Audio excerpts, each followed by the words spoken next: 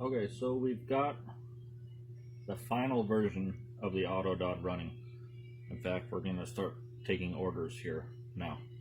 Let me talk a little bit about the control box. So we've got a run button, which is pretty self-explanatory. That's hit the green button when you want to go. We've got 3 program feed speeds: feed 1, 2, and 3. Most of everything get ran on 2, but let's say you're taking a really big cut, like on a 50 BMG case, and you want to slow it down. Then you can run on 1 speed. Let's say you just want to rip through cases, you can run on 3 speed. Reset button works as 2 ways. One, it does the same function as this forward touch switch that touches the shoulder. So let's say you were running and you're like, oh, I forgot to put a case in. You could actually hit that button and it will bring it back. We've got a forward emergency stop here in case you ran it and didn't put a case in. And we've got our rear home switch back here. And obviously the stepper motor with the lead screw. This is the rapid position. Some cases will hang, 1/4 inch outside the case holder. Some will be flush with the case holder. So we need to have a point that it rapids up to so it could do the feed cut prior. We didn't want to make it inefficient by making it always just stop slow back here and then do a bunch of air cutting. So what this does, and I'll represent that without it running. So we turn the power on. We've got our green LED. So I'm going to turn this all the way down to setting 1. So if you run this here, you can see it rapids to really close. Let's say you had like a little 6 BRA or something or a 6 dasher where the neck is really short. Well, let's say you've got a 50 BMG case that's hanging way out here. Well, you can go all the way up to setting 5, let's say. Hit the run button, and you'll see it starts feeding from way back here. We'll simulate the shoulder switch, and then we'll feed out, and then we'll run. So it's really easy. There's no programming involved, just a couple of knobs. Most cases run at like a setting of 4 for the rapid position. So I'm going to demonstrate it here how it works. Alright, so this is just brass right out of the bag. This is 7 SAUM brass. Turn into like 12.5, 12.6. So let's say that's a setting of 3.5. I'm going to exaggerate it here for you guys actually. I'm going to say a setting of 5. Let's say you set it at. You can see here, it's feeding from way back. So it's doing a lot of feeding and just a lot of wasted time, right? So we say, okay, let's bring this back to a position of 4.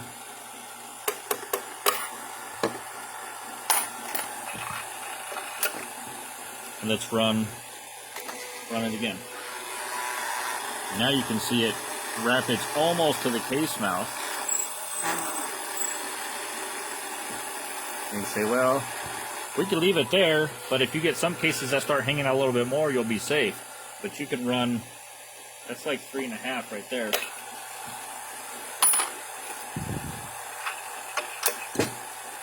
All we do is hit the run button, so that's all we're doing. Run.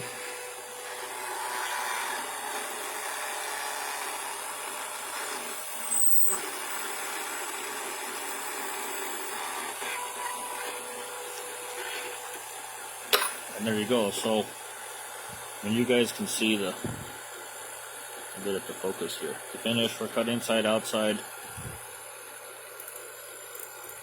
12.5, 12.45. Got another one here. All you do, put the case in, hit the green button. Let the machine do all the work. There's no more consistent way to cut brass than this.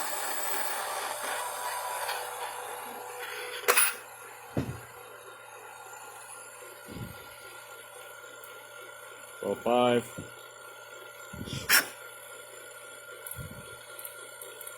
12.45.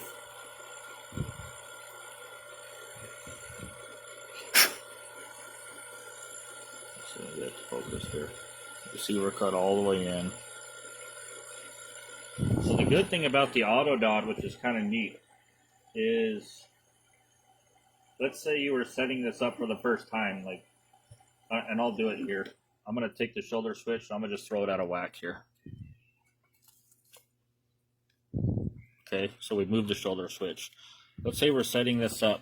Let's say we've done our standard IDOD functions where we've already got our cut centered into the neck, and so I won't go over that. But so you could actually turn this on, and even with the control box powered on, we can move this handle. It's not locked up. So we can say, ooh, that shoulder switch is too close. I know I'm gonna need to come back. So you could actually come up here, cut this brass, and say, okay, I want to go that much into the shoulder. Let me back it up even more for you guys. Okay, I want to cut there. Now, there's an LED indicator on this wire, and also this green light will go out when that switch is activated. So we can just move that sensor in. Look, you can see it right here. Moving in, boom. It's lighting up. You can see the power light here. It's blinking. That's where I want to be. Snug that up. Come back, and you can actually run that program and test how far it's cutting in to the shoulder. Boom. You can see right there where we set it. That's how much we want to cut into the shoulder. And there you go. That's literally how easy it is to set up. So what I was talking about the reset button is, let's say you ran one, you're like, oh, I don't have a case in there, right? You could hit that button, and it will just return that carriage all the way back home. So the slow feed, as you can see, we'll run that here. It's pretty slow, but it's still cuttable, you know. So the fast speed, run that. You can see that's cooking, but I've cut a lot of brass at that setting, and it works good too. You've got your emergency stop. Let's say you're running, you're like, oh, you know, you had your hand in there or something weird. You hit that stop, everything's killed. Power that stop back on. Bring that to the home switch. You're ready to run. You see?